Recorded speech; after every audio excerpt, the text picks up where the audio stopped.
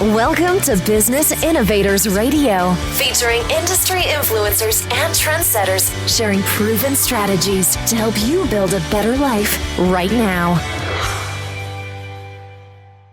Hello and welcome to this episode of our show. This is your host, Keith Doherty. Today our special guest is luxury real estate agent Jade Mills, founder of Jade Mills Estates Worldwide and premier real estate agent of Coldwell Banker, based out of Beverly Hills, California.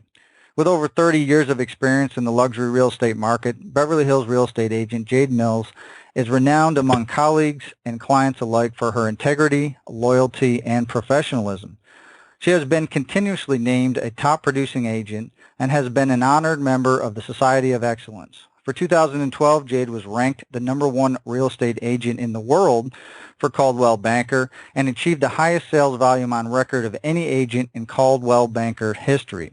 Now, Jade continued through the end of 2015, surpassing $4 billion in career sales. And yes, ladies and gentlemen, you heard me right. She surpassed $4 billion in career sales. So, Jade, welcome to the show. Well, thank you so much, Keith. That's an amazing introduction. All I can say to that is wow. Yeah, when my assistant had told me that she had booked you for the show, I was really excited when I read your biography, and I said, wow, you've achieved so much in your 30 years, and it's an honor for me to be able to have you here today. So thank you very much. Well, it's actually my honor. Much for inviting me. It is my honor. So, kind of, Jade, if we could start, what led you into real estate? Was it something that you always knew you wanted to do, or did you maybe kind of stumble into it? Well, I did stumble into it. When I was much younger and met my first husband, I was doing commercials and some TV work and not making a lot of money. And I had a child, and when she was 3 months old, my husband left. And I was really floundering. I did not graduate from college, and at the time I was thinking, oh my gosh, this is not going to be good. So we sold the little house that we had purchased, and my real estate agent said to me, what are you going to be doing? And I said, I have absolutely no idea. I said, maybe I'll go back to college. I really don't know. And he said, well, I think that you'd make an amazing real estate agent. And I mean, at the time I said, really? Well, thank you. And he said, yes, I want you to get your real estate license, and I want to train you. So that's where it all began. Well, it's amazing sometimes how life pushes us in directions that we may not expect. But obviously, you looking back, you can obviously say that was probably a really great decision on your part. It was a great decision, and I have to say, for all the new real estate agents, it is never easy in the beginning. It was tough. I mean, everybody says now, oh my gosh, you've been successful. It just is so easy for you. Well, as you grow in this business and as you become a name or a little bit successful, you have a much better chance of going for a listing appointment and actually getting that listing. So I feel very blessed, but it wasn't always easy. Yeah, I can imagine. So, what personal attributes or traits or qualities do you think have most contributed to your success, and how do you think you developed those? Well, perseverance and focus. But I think for me, the most important is integrity and honesty.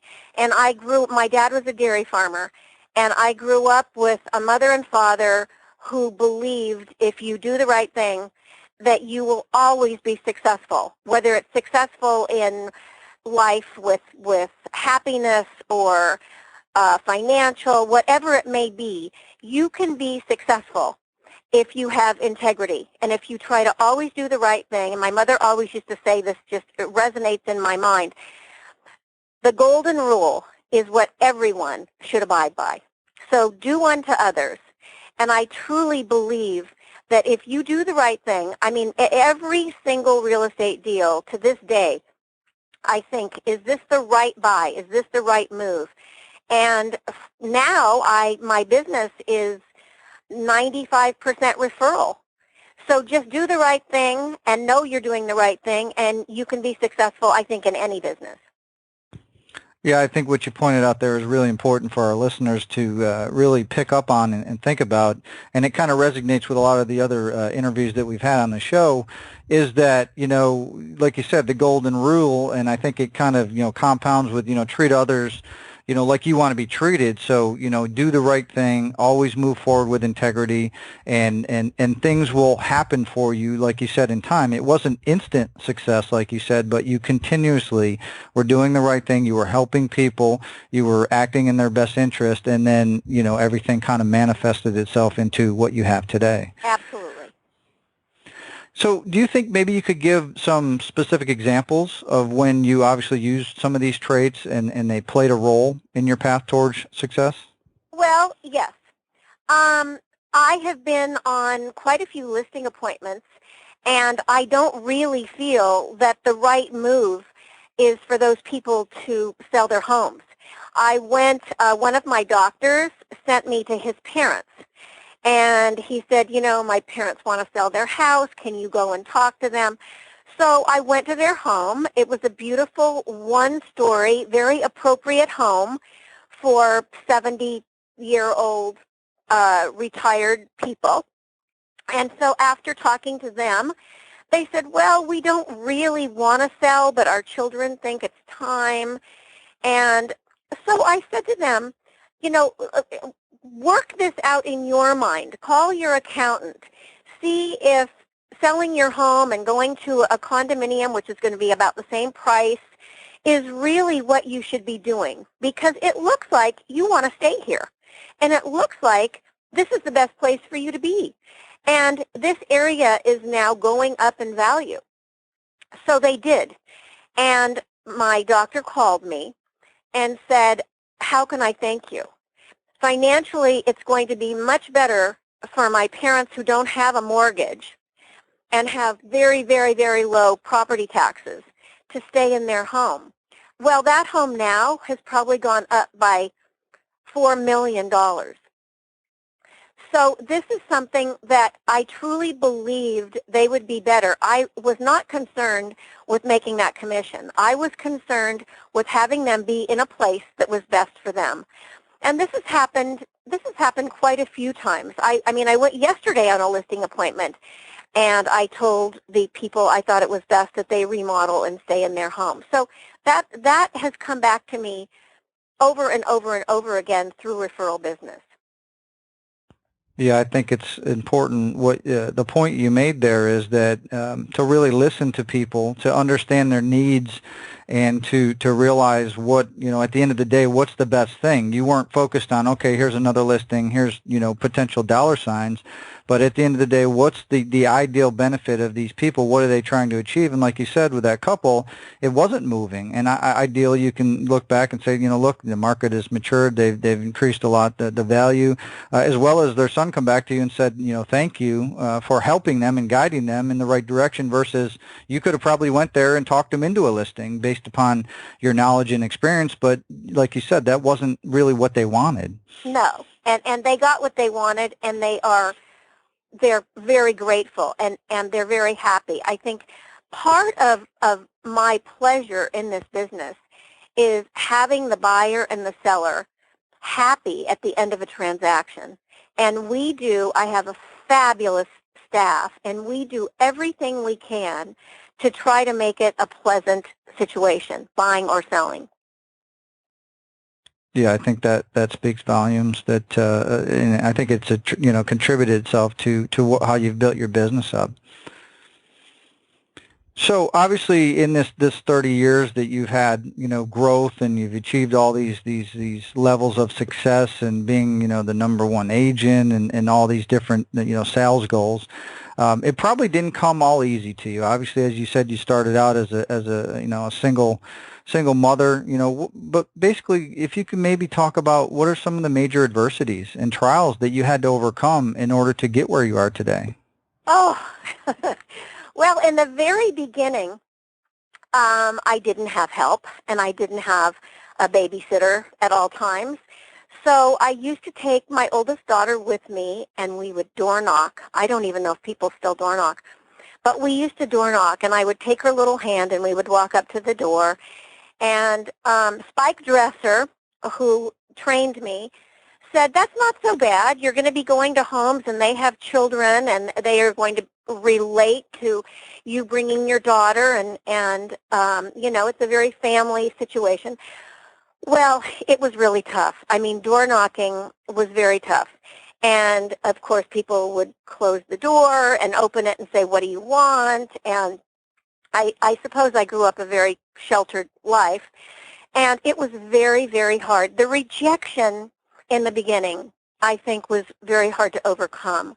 My daughter, who is now grown and has 2 children of her own, said, Mom, I do remember one time when we walked up to a door and the woman was very rude and slammed the door, and you cried.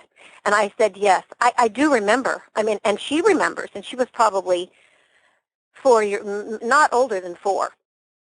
So it's very hard. I think also this was not really my client's issue, but my issue for many years was I didn't graduate from college, and I felt a little insecure about that. So I had to overcome that. But I think, once you have a little success and you feel like you've done the right thing and you feel like you've had the experience of buying and selling and making people happy and finding people's dream homes, you overcome a lot of those insecurities and a lot of those, I guess, adversities.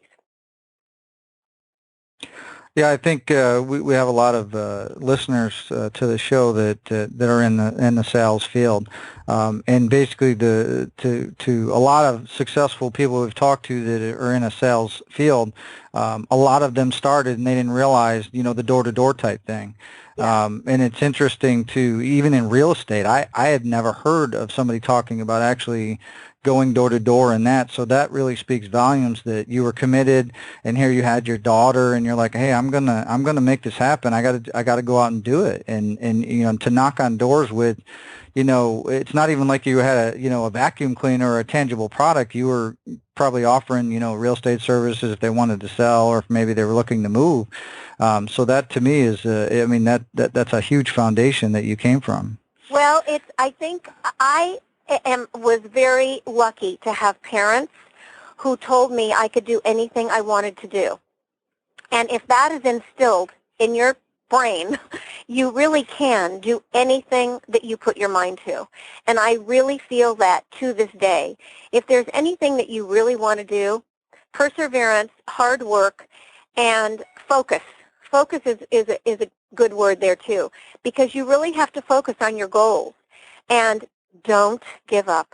Just don't give up. Yeah, I think that's huge, and that kind of leads me to my next point here. Is obviously you had obstacles, and I'm sure that was in getting started. So you could have easily at that point said, you know what, this I'm getting rejected. Maybe this real estate thing isn't for me. Maybe I need to go take some courses. Maybe I need to get a degree. Maybe I need to reconsider this. So why didn't you give up? What kept you moving forward? I didn't give up because once I had a little bit of a positive experience, it pushed me on. And once I had a few sales, and the difference between the previous job I had and selling real estate was just night and day. I mean, real estate and doing something for someone else and seeing these people happy gave me pleasure. So I think that I always felt that I could do it. 1 or 2 sales, and I thought, okay, I can do the next one. I can do the next one. Not that I didn't feel many times like, oh my gosh, this might be the last listing or the last sale I ever have, because I did feel that way.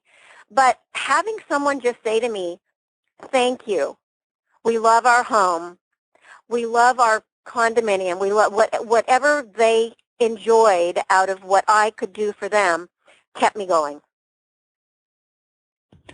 Yeah, I think that's great that you had experienced the negative, and you could have easily tapped into that and said, okay, I'm done. But I think what's paramount with what you did, and it's important to point out for our listeners, is that you held on to the positive, right? You looked at the other side and said, okay, I got a success. Let me focus on that. And then that led to the next success and the next success, and you kept moving forward with your eye on the goal of, I'm always going to move forward, and you kind of just looked past the negativity as kind of like a learning experience, like, okay, I did it, and now I'm moving on. I'm going to focus on that success. Exactly. Along with, I must say, the financial part of selling real estate gave me the freedom to buy a little house, to then I started buying little homes, fixing and selling them. And then after about 4 of those, I was able to buy and fix and keep. And I started with some rental properties. So the financial goals were also, once I started with the financial goals of buying and either leasing or buying and selling, it was very, very rewarding for me. Yeah, I definitely can see how that, like you said, to focus on that, and you knew that they're probably, outside of what you were doing, the financial success could not be as great. Like you said, you continue to build and flip and sell, and I think that really helped, continue to move you forward. Yes. So obviously you've achieved quite a bit already in the 30 years of your real estate career. Where do you see your vision kind of going in the next, say, 5 years? Where do you see things going? Well, that's funny you ask, Keith. My children are always saying to me, I now have grandchildren, and my children are always saying, Mom, when are you going to slow down? I feel that I do have balance in my life. My children and my grandchildren have always come first, but they do understand that if someone's calling me and they have an issue and they must talk right away, I feel that I can balance that, but my children are important, my clients are important, but I feel that I finally have that handled so I can balance. I don't want to retire. I love what I do. I love the excitement of the deal. I love a new deal. I love something new. I love to keep learning different things in real estate. So the next 5 years, I plan on maybe not taking every single listing. I have become a little more careful just about taking everything. And there are definitely people that now I will go on a listing appointment and I will say, I don't think I'm the right agent for you, where I would never do that in the past. But I just think when it's not going to be right, and when it is going to be right. So I think I can just be a little bit more careful about what I take, and I want a very positive experience every single deal. I don't want anything where someone is going to end up saying, I'm not happy. I would rather not have those people in my life at this point. Yeah, I think it's great what you pointed out is you've come to a level where you like you said, you don't have to necessarily take on every listing in order to achieve what you want to achieve with what you have set as your goals. And I think it's great to get to that point where you can, essentially now it's almost like you flipped it where you have to, basically you're interviewing the homeowner and making sure that they're a fit for what you're looking for in the listing versus maybe the homeowner trying to, interview real estate agents. To some degree. I mean, we still have to, I don't get every listing. If I don't, I'm not happy. And I think, oh my gosh, what did I do wrong? But you can't get every single listing. And, I do go on some listings and I think, what did I do wrong? I can't figure out what I did wrong. But you're not right for everyone, and everybody isn't right for me. So that is something that is still hard, but I have accepted. Yeah, definitely. I think definitely. So what do you now? Obviously, it sounds like based upon the reputation, referral business you have, marketing might not play a big as role as it would for you. But do anything to actively market yourself? To grow in the manner that you want to, or maybe to attract the kind of listings that you'd like to get. Well, my husband sort of drives that bus. He does a lot of the of my advertising, of my personal advertising. I have Stephanie in my office who is great with the advertising of my properties, and we work together to do fabulous and beautiful ads for The View, which is the Coldwell Banker insert into the LA Times and things like that. But my husband actually does my personal marketing, and sometimes I don't even see that before it goes out, and sometimes I'm a bit horrified. But he does a lot of my personal advertising, and he still believes that name recognition, no matter what, is very important. So we advertise in the playbill for the theaters, and he does a lot of creative advertising, personal advertising for me. Excellent. That's great. So I think there's a lot of maybe misconceptions or sometimes myths about when people work with agents. So what do you think the biggest misconception or myth about having, to work with a real estate agent?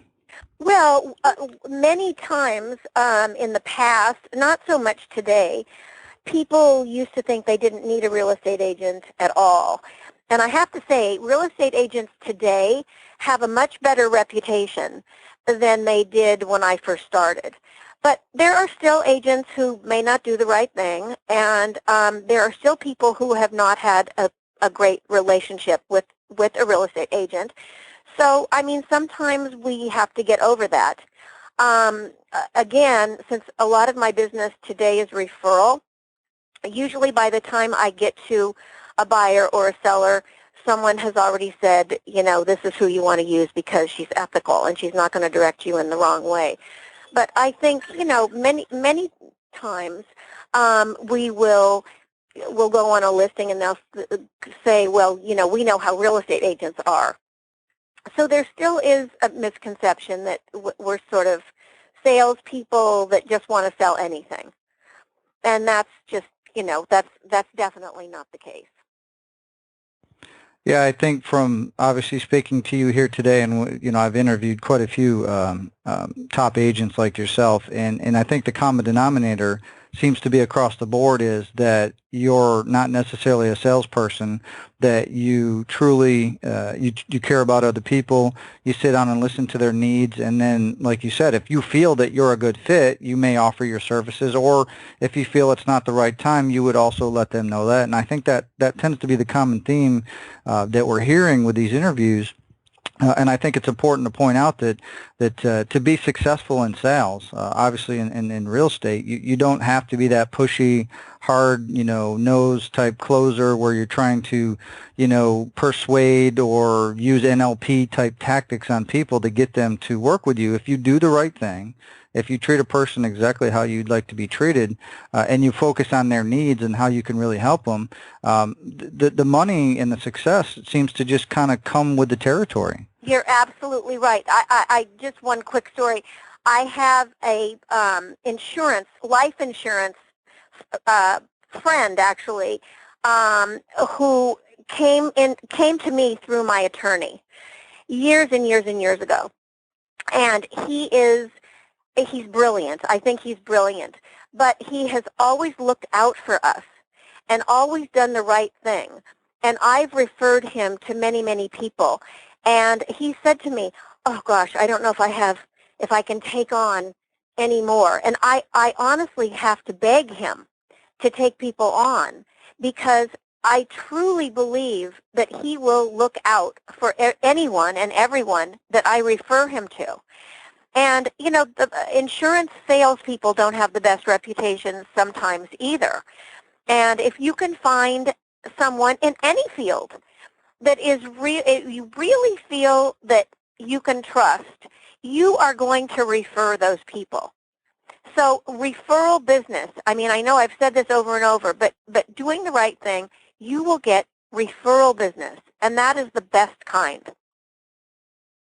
Yeah, I definitely agree with you there, and I think that because people like, the word of others, and sometimes even not necessarily even people they know. You even think about if, like my wife and I are in a new city, we'll bring up an app on our phone, and we'll look for a certain kind of restaurant, and then you'll look at the reviews. What are other Yes. people saying about this? What are people, so it's even more powerful when it's a personal friend, and say, oh, hey, here's my agent, here's, use Jade because I've worked with her, she'll take care of you. That just, and that, like you said, that speaks volumes that it's not even about having to go kind of do a presentation. It's about, hey, so-and-so recommended you. When can you get started? When can you help us? Exactly. And we also try to be very, very full service.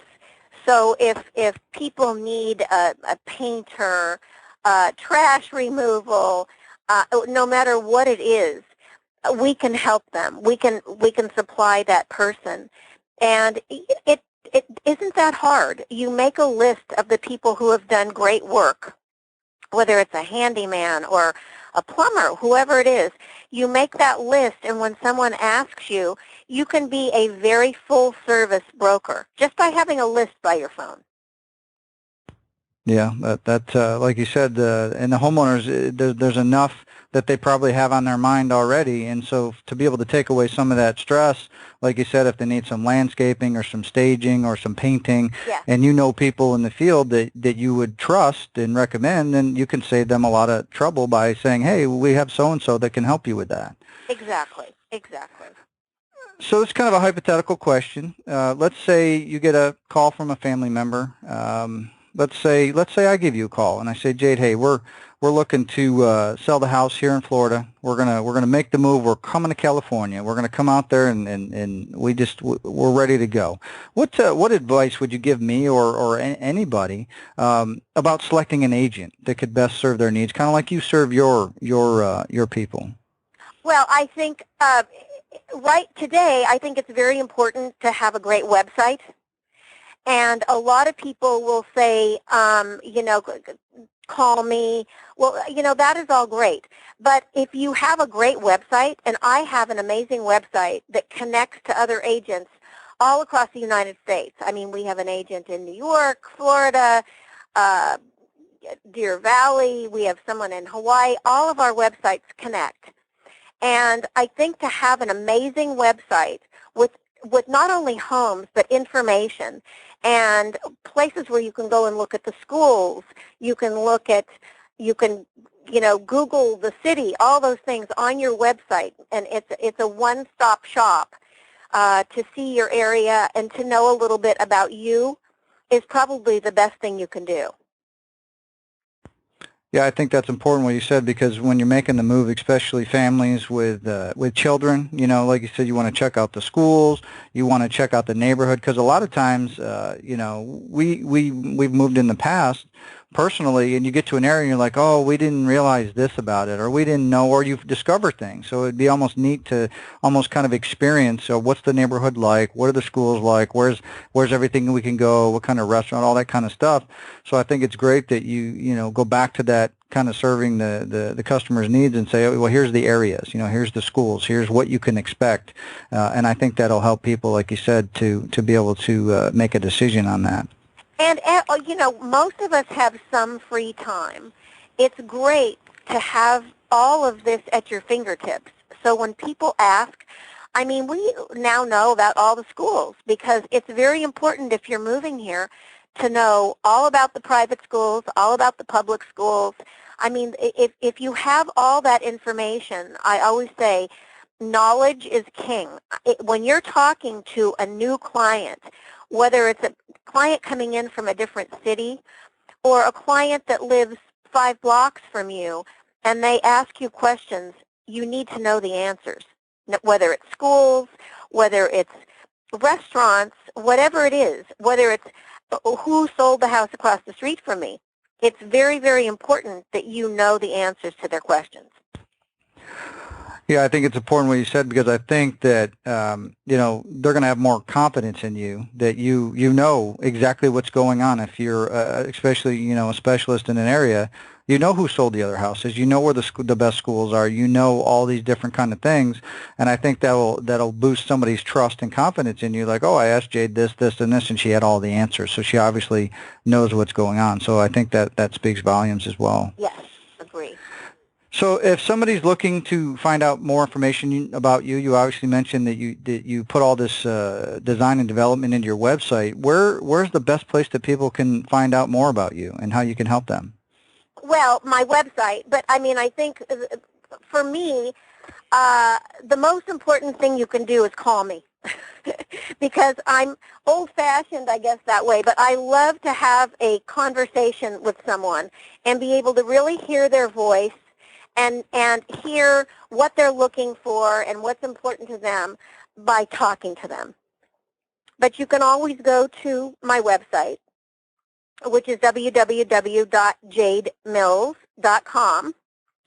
And it has all of my information and anything that you would ever need to know about me, and my biography, everything you need to know.